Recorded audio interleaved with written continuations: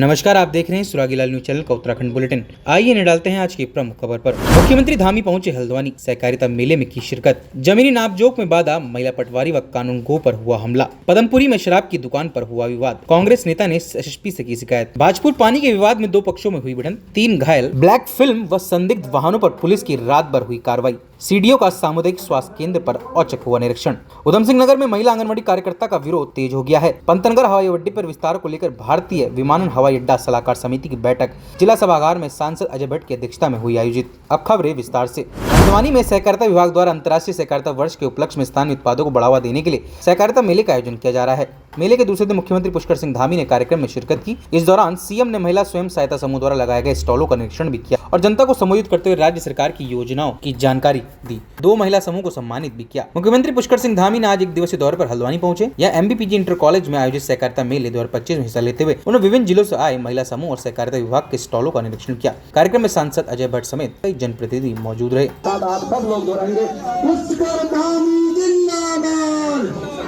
समूह से आई हुई सभी हमारी बहनें, विभिन्न उत्पाद का उत्पादन करने वाले स्थानीय उत्पाद।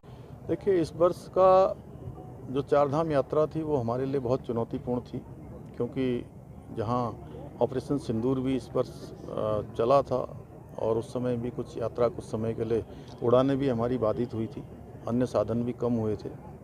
साथ ही लगभग 3 महीने तक भीषण आपदा का दौर भी रहा, लेकिन उसके बावजूद भी 51 लाख से अधिक तीर्थयात्री श्रद्धालुओं ने चारों धामों के दर्शन किए हैं। ये हमारे लिए बहुत प्रेरक है और अगले आने वाले वर्षों में और यात्रा अच्छी हो और सुविधाजनक हो और सुरक्षित हो, उसको लेकर हम अभी से काम करेंगे। और अब हम शीतकालीन यात्रा जो पिछले वर्ष से हमने शुरू की थी और प्रधानमंत्री जी की प्रेरणा से प्रधानमंत्री जी स्वयं इस यात्रा में पिछले वर्ष इसी वर्ष मतलब यहाँ सम्मिलित भी हुए थे, हर्षिल मुखवा भी आए थे। तो इस वर्ष भी हम सभी साधन करते हुए और जो इस यात्रा के हितधारक हैं, स्टेक होल्डर हैं, होटल व्यवसाय करने वाले हैं, टैक्सी वाले हैं, ढाबे वाले हैं, होम स्टे वाले हैं, उन सभी के साथ बात करके और जो हमारे सरकारी निगमों के, चाहे कुमाऊं मंडल विकास निगम है, गढ़वाल मंडल विकास निगम, उन गेस्ट हाउसों में, उन अतिथि घरों में हमने किराए की दर में भी कमी की है। उसके पीछे हेतु है और हम सभी से कहना चाहते हैं आप सबके माध्यम से कि जहां आज देश के अनेक स्थानों पर भगवान सूर्य के दर्शन आसानी से नहीं हो पाते हैं, धुंधला लगा होता है, बादल लगा होता है, कोहरा छाया होता है और बहुत ज़्यादा ठंड होती है, वहीं हमारे यहाँ उत्तराखंड के अंदर सुंदरी धूप। रामनगर के ग्राम कंदला में जमीन के नापजोक के दौरान महिला पटवारी पूनम और कानूनगो हरीश यादव के साथ अभद्रता और धक्का मुक्की का गंभीर मामला सामने आया है। आरोप है कि भूमि विवाद से जुड़े एक परिवार ने सरकारी फाइलों और दस्तावेज छीनकर फाड़ दिए और नापजोक रुकवाने के लिए हंगामा किया। राजस्व टीम धारा 41 NR एक्ट के तहत नापजोक करने पहुंची थी, लेकिन विरोध के चलते सरकारी कार्य अधूरा रह गया। घटना की सूचना पर प्रशासन सक्रिय हुआ। उप जिलाधिकारी प्रमोद कुमार ने इसे गंभीर मामला बताते हुए कहा कि सरकारी दस्तावेज नष्ट करना और कर्मचारियों के साथ अभद्रता करना दंडनीय अपराध है। उन्होंने राजस्व टीम को तत्काल तहरीर देने के निर्देश दिए ताकि आरोपियों पर सख्त कार्रवाई की जा सके।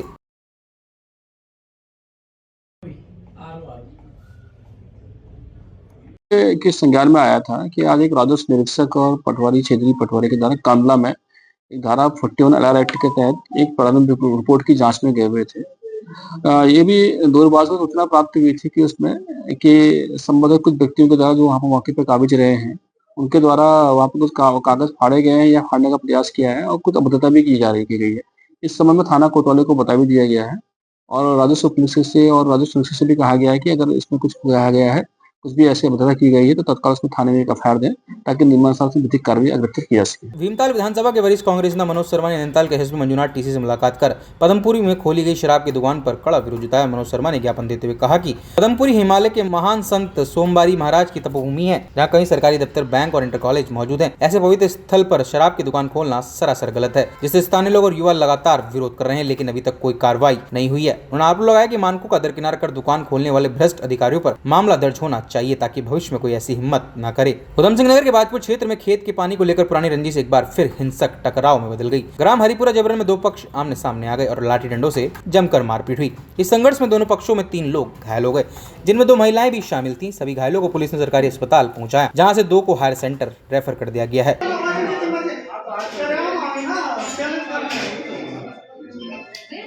मेरा भाई खेत पे गया था और कुछ दिन पहले हमारा पानी को लेकर खेत के पास में रहने वाले बरीत सिंह पुत्र दतार सिंह, बलवंत सिंह पुत्र दतार सिंह, नानक सिंह पुत्र बरीत सिंह और कुलवंत सिंह पुत्र बरीत सिंह और कुलविंदर सिंह पुत्र बलवंत सिंह व विक्की पुत्र बलवंत सिंह से पानी को लेकर विवाद हो गया था।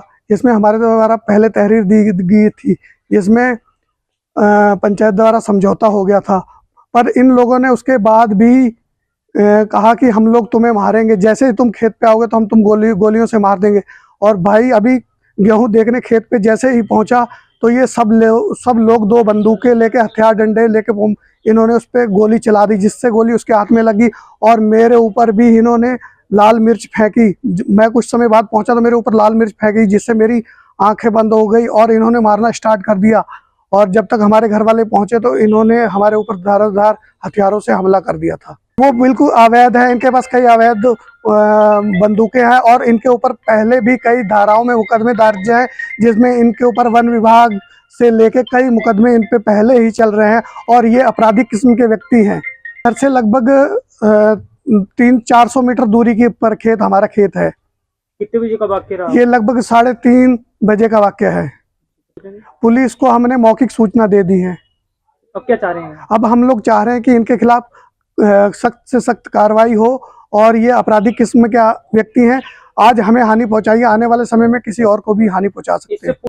वो लगभग 3-4 दिन पहले हुआ था। उसके बाद भी वो विवाद के बाद भी इन्होंने बीच में मेरे पिताजी को रास्ते में घेर के धमकियां और धक्के मुक्के करे, जिसके बाद फिर इन्होंने आज ये वारदात को अंजाम दिया है। पानी को लेके विवाद था, पहले 1 हफ्ता पहले इनसे राजीनामा भी करवाया है और राजीनामा करवाने के बाद परसों से गाली गलौज कर रहे हैं। कभी घर के पीछे आके गाली दे रहे हैं, कभी घर के सामने आके, फिर कल घर के पीछे आ गया ये प्रधान का बाप, इसने आके गाली दी। आज फिर अपने छोटे चाचा को भेज दिया, गाली दी, हमने रिपोर्ट भी दी। पापा पुलिस के पास गए तो ये सब औरतें और सब जने आके घर पे आके हमारे हमला कर दिया इन्होंने। आज कितने बजे का वाक्य है? आज ये सर हो गया, अभी टाइम क्या हो रहा है, 3-3:30 बजे का टाइम था सर। आपके पक्ष की किस की चोट आई? मेरी चाची है सर और बाकी क्या नाम है चाची? दीपो बाई। क्या मारा इनको? कैसे लगी? सर ये हथियार भी थे इनके पास, धारदार गुलाड़ी भी थी और तमंचे उमंचे भी ले रखे थे इन्होंने। फायरिंग भी करी है सर, घर पे तोड़ फोड़ करी है घर पे। इनका गोली चलाई गई दूसरे पक्ष द्वारा? जी, इन्होंने गोली चलाई है सर। ये नाम हमारा ले रहे हैं, खुद मार के आ गए, ये खुद मारा अपने हाथ से इन्होंने।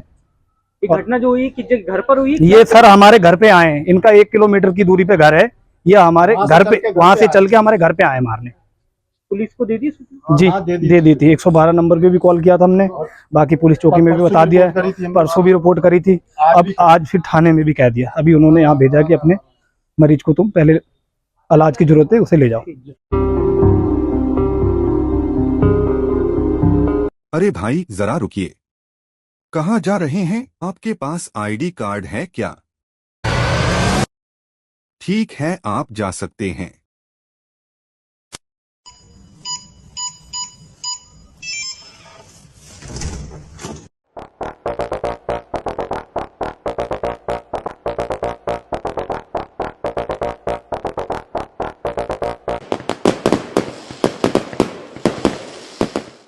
यूनिको पेश करता है प्रीमियम पाइप्स और फिटिंग्स। यूनिको में है दम, यूनिको नहीं किसी से कम।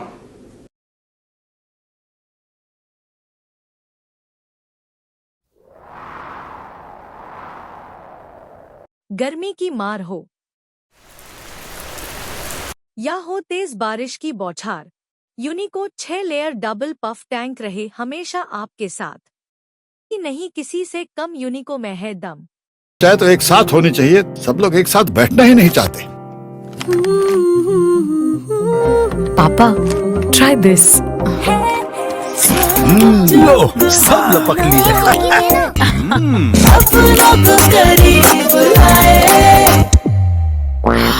ये क्या हाल कर दिया है रूम का? बस कल से चाय कल से जाए मेरे रूम में। देवर पान नमकीन। उधम सिंह नगर पुलिस ने एसएसपी मणिकांत मिश्रा के निर्देश पर ब्लैक फिल्म लगे वाहनों और संदिग्ध गतिविधियों के खिलाफ देर रात विशेष अभियान चलाया। सीओ सिटी प्रशांत कुमार ने बताया कि आतंकवादी गतिविधियों को देखते हुए सुरक्षा के मद्देनजर रात 1 बजे से लेकर 3 बजे तक सघन चेकिंग की गई। पुलिस टीम ने सबसे पहले मुख्य बाजार से डीडी चौक और 3 पानी चौराहे सहित रामपुर व हल्द्वानी रोड पर आने जाने वाले सभी वाहनों की जाँच की। इसके बाद आवास विकास जैसी रिहायशी क्षेत्रों में भी अभियान चलाया। कई वाहनों से काली फिल्म हटवाई गई, संदिग्ध लोगों की जाँच भी की गई, साथ ही अवैध गतिविधियों में लिप्त पाए गए लोगों के खिलाफ सख्त कार्रवाई भी की गई।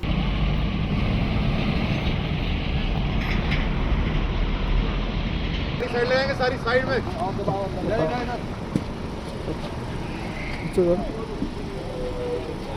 देखिए, ये एसएसपी सर के निर्देशन में कल रुद्रपुर में देर रात, आज सुबह बल्कि 1 बजे से लेकर 3 बजे तक चेकिंग अभियान चलाया गया। इसमें संदिग्ध वस्तु, संदिग्ध वाहन, संदिग्ध लोगों के विरुद्ध चेकिंग की गई है। रामपुर बॉर्डर से आने वाले जो वाहन हल्द्वानी जा रहे थे उनको डीडी चौक पर, 3 पानी से जो शहर में घुस रहे हैं उनको, और जो हल्द्वानी से वापसी कर रहे हैं उनको के लिए हमने पिकेट लगाकर इनकी चेक किया गया। और आवास विकास क्षेत्र में भी जो रिहायशी क्षेत्र है वहां पर भी चेकिंग की गई। उसमें हमने डॉग स्क्वाड, बीडीएस और पर्याप्त बल लेकर चेकिंग किया गया है। ये चेकिंग अभियान विशेष है। दिल्ली धमाके के बाद से हर जगह पर अलर्ट है, सब जगह चेकिंग की जा रही है, संदिग्ध चीजों की चेकिंग की जा रही है और ये अभियान चलता रहेगा। इसमें जो ऐसी चीजें पाई जा रही हैं उनके विरुद्ध विधिक कार्रवाई की जा रही है। सामुदायिक स्वास्थ्य केंद्र किच्छा में सीडीओ दिवेश शासनी ने बुधवार देर शाम को औचक निरीक्षण किया, जिसमें उन्होंने अधीक्षक को आवश्यक दिशा निर्देश दिए। देर शाम 6 बजे सीडीओ दिवेश शासनी किच्छा सामुदायिक स्वास्थ्य केंद्र पहुंचे, जहां उन्होंने MCH wing, labour room, emergency, PICU, pathology, दवा वितरण कक्षा के साथ ही सभी वार्डों का निरीक्षण किया। मुख्य विकास अधिकारी दिवेश शासनी ने कहा कि आम नागरिक को अच्छी सुविधा मिले, इसके लिए और सुधार करने की आवश्यकता है। इमरजेंसी सेवा लोगों को हर समय और हर हाल में मुहैया कराई जाएगी। जैसे कि माननीय मुख्यमंत्री जी के निर्देशन में जितने भी हमारे हॉस्पिटल्स हैं और जितने भी हमारे यहाँ पे CHCs, SDH, जितनी भी हमारी फैसिलिटीज, मेडिकल हेल्थ फैसिलिटीज है, हम लोग उनका स्थलीय निरीक्षण कर रहे हैं और हम ये चेक कर रहे हैं कि जो भी सुविधा वो प्रोवाइड कर सकते हैं उसमें क्या कमी है और हम उसको कैसे बेहतर कर सकते हैं। तो डीएम सर की डायरेक्शन के अंतर्गत हम लोग जो काम कर रहे हैं, फर्स्ट हमने किच्छा भी विजिट की, हमने सितारगंज भी विजिट की है, खटीमा भी विजिट कर लिए। तो कल स्पेसिफिकली किच्छा में जो हमको इश्यूज मिले थे, चाहे वो टॉयलेट्स की क्लीनलीनेस के ऊपर हो, कुछ एसेंशियल इक्विपमेंट्स की हो, एनेस्थेटिस्ट की पोस्टिंग हो, क्योंकि देखिए कि किच्छा में हमारी गायनेकोलॉजिस्ट डॉक्टर है, तो हमारे भी कल ही चर्चा हुई है सीएमओ साहब से, आज आई थिंक पोस्टिंग ऑलरेडी हो भी चुकी है। एनेस्थेटिस्ट एक वहाँ पे 2 दिन के लिए रहेगा ताकि महिलाओं का सीजर्स वगैरह भी वहाँ पे ऑपरेशन हो सके। तो जितनी भी हमारी रिसोर्सेज हम उसको एफिशिएंटली कैसे यूज कर सकते हैं और अगर उसमें कोई और दिक्कतें आती हैं तो उन दिक्कतों को हम कैसे ठीक कर सकते हैं। तो अभी हमने 2 DPR बनाने के लिए भी कह दिया है, वहाँ पे एक टिन शेड लगाया जाए जिससे कि जो सीलन काफी होती है, चाहे वो पेशेंट्स जहाँ रुकते हैं और चाहे डॉक्टर्स रुकते हैं, उसके लिए हम एक DPR बना रहे हैं।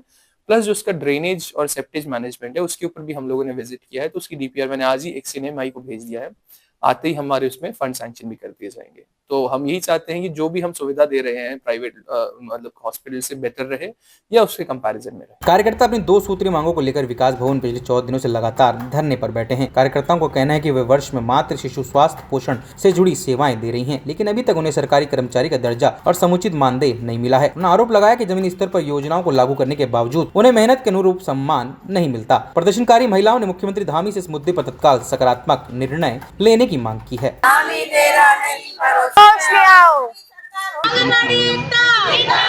देखिए, हमारी मुख्य मांग मानदेय की है।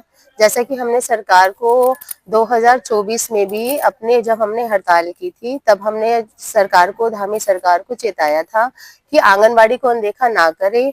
और हमारी मानदेय की मुख्य मांग है कि जैसे सरकार ने अब देखिए उपनयन कर्मियों की भी सुनवाई की है, सबकी सुनवाई की है, तो हम महिलाएं सड़कों पर हैं। तो धामी जी को ये देखना चाहिए कि हम अपने हक की लड़ाई के लिए आगे हैं, तो हमारे मानदेय को एक कर्मचारी श्रेणी में भी लाते हुए 800 रुपए प्रतिदिन के अनुसार 24,000 रुपए प्रति माह का हमारा मानदेय किया जाए।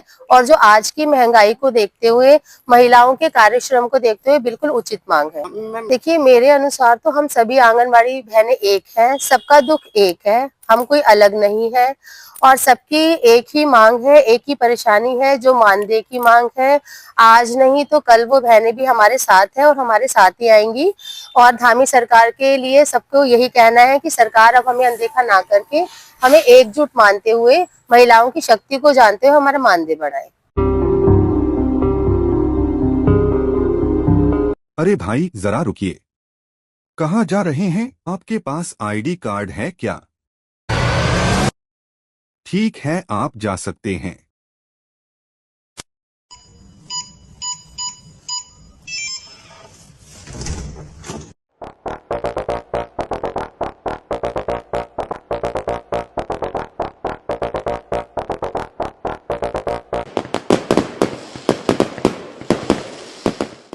यूनिको पेश करता है प्रीमियम पाइप्स और फिटिंग्स।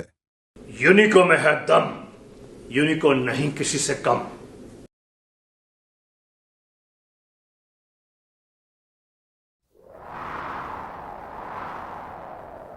गर्मी की मार हो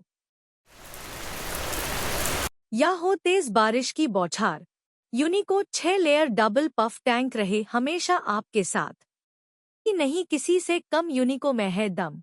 चाहे तो एक साथ होनी चाहिए, सब लोग एक साथ बैठना ही नहीं चाहते। पापा, ट्राई दिस। लो, सब लपक लीजिए।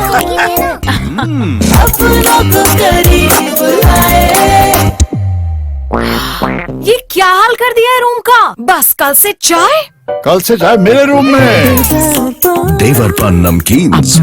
सांसद अजय भट्ट ने बताया कि पंतनगर एयरपोर्ट को अंतर्राष्ट्रीय मानकों के अनुसार विकसित किया जा रहा है। 380 करोड़ रुपए की लागत से विस्तार कार्य तेजी से चल रहा है। उन्हें सभी कार्यदायी संस्थाओं को समयबद्ध और समन्वित तरीके से कार्य पूरा करने के निर्देश दिए हैं। मुख्य विकास अधिकारी दिवेश शास्त्री ने बताया कि एयरपोर्ट विस्तार के लिए लगभग 524.70 एकड़ भूमि आवंटित की गई है और पुराने भवनों का ध्वस्तीकरण व पेड़ों को कटान का काम जारी है।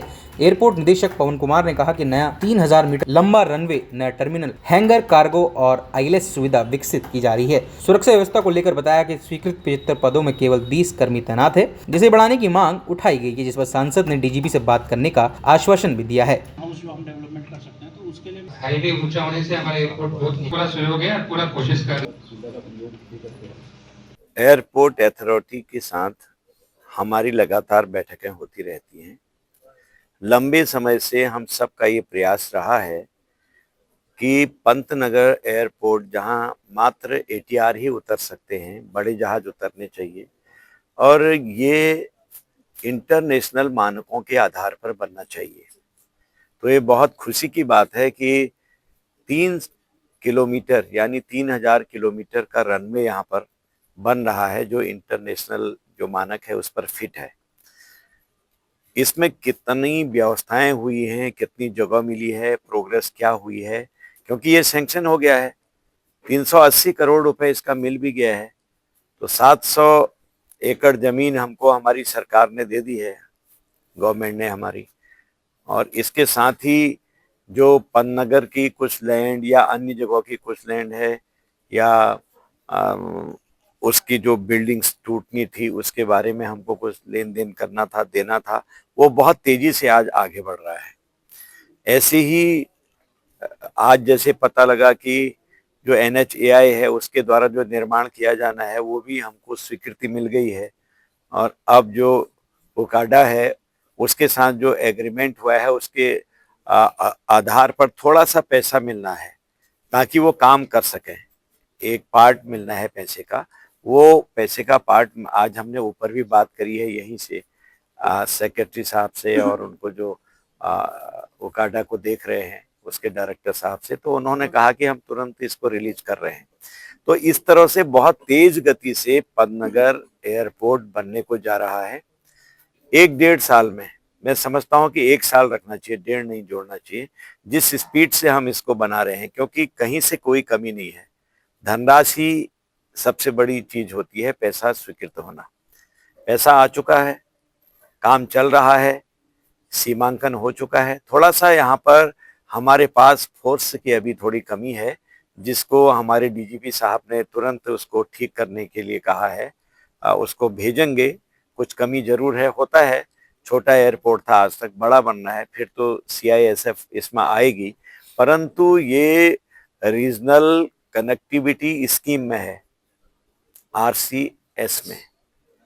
इस वजह से अगर हमको ऊपर की फोर्स भी मिलेगी तो तब भी हमारी सरकार को इसकी सुरक्षा की दृष्टि से अपनी फोर्स देनी होगी, जब तक कि ये उड़ान योजना में रहेगा एयरपोर्ट।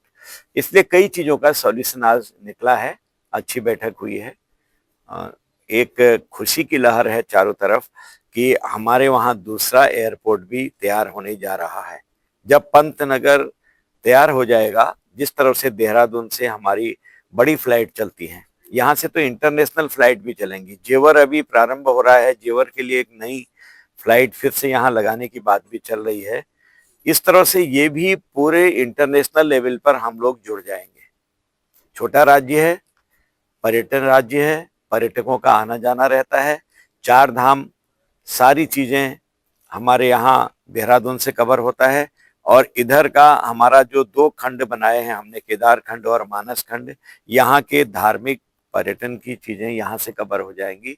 पिंडारी ग्लेशियर यहाँ पर है, आप जानते ही हैं, और बिरथी फॉल जैसी चीजें यहाँ हैं। कौसानी है, रानीखेत है, अल्मोड़ा है, पिथौरागढ़ है, मायावती का आपको पता ही है कि कितना बड़ा आश्रम है, चंपावत में है, बागेश्वर है, कहीं कोई चीज कमी नहीं है यहाँ से। और नेपाल हमारे बहुत नजदीक है।